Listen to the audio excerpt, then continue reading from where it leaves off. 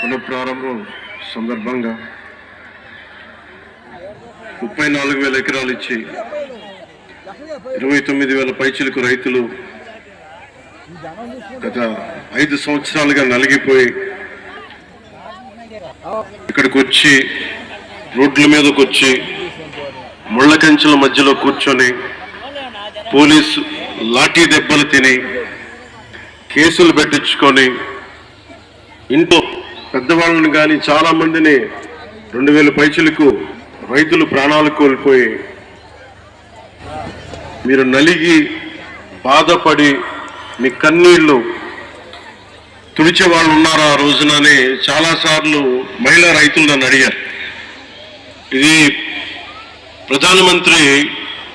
గౌరవ ప్రధానమంత్రి శ్రీ నరేంద్ర మోదీ గారికి తెలుస్తుందా అని ఒకసారికి 5 సంవత్సరాల క్రితం మీరు అడిగారు.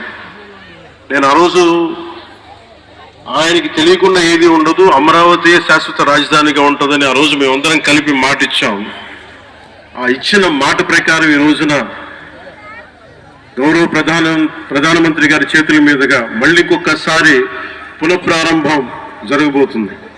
ఇది ఆది శంకరాచార్య 1237వ జయంతి సందర్భంగా తిరిగి అమరావతి పునఃప్రారంభం కావటం చాలా ఆనందాన్ని కలగజేస్తుంది. మనందరం 5 కోట్ల మంది ప్రజలకి సంబంధించి ఇది ఒక హబ్, ఇది సెంటర్, సెంటర్ అంటే మనందరికి సంబంధించిన ఇల్లు ఇది. మనందరం ఎవరిని అడుగుతున్నామంటే ఒక ప్రధానమంత్రి గారు పూర్వం సన్యాసాశ్రమంలో ఉన్నప్పుడు ఆయనకి అనికేత్ అనే పేరు పెట్టారు. అనికేత్ అంటే అర్థం పరమశివుడు, ఇల్లు లేనివాడని.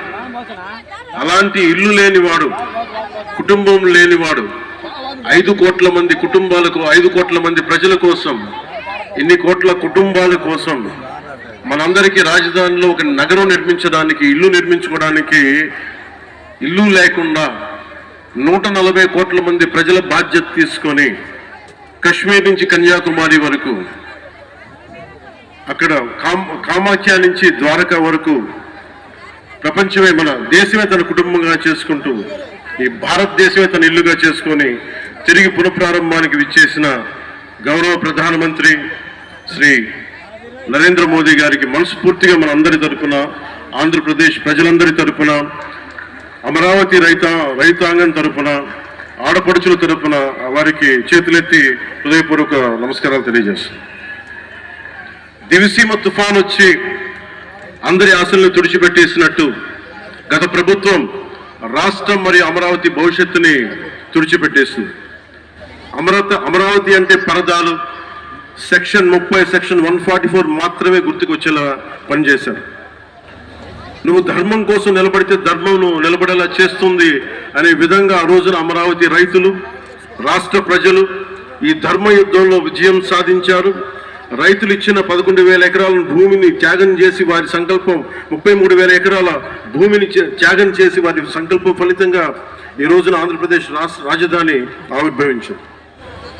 అమరావతి రాజధాని పనులు పునఃప్రారంభమవుతున్న ఈ శుభ సందర్భంలో ముందుగా రాజధాని నిర్మాణం కోసం స్వచ్ఛందంగా ముందుకొచ్చి తమ భూముల్ని, పొలాల్ని ప్రభుత్వానికి ఇచ్చిన అమరావతి ప్రాంత రైతులకు, మీ త్యాగానికి గత 5 ఏళ్లుగా మీరు చేసిన పోరాటానికి శిరస్సు వంచి మీకు ధన్యవాదాలు తెలియజేస్తున్నాను.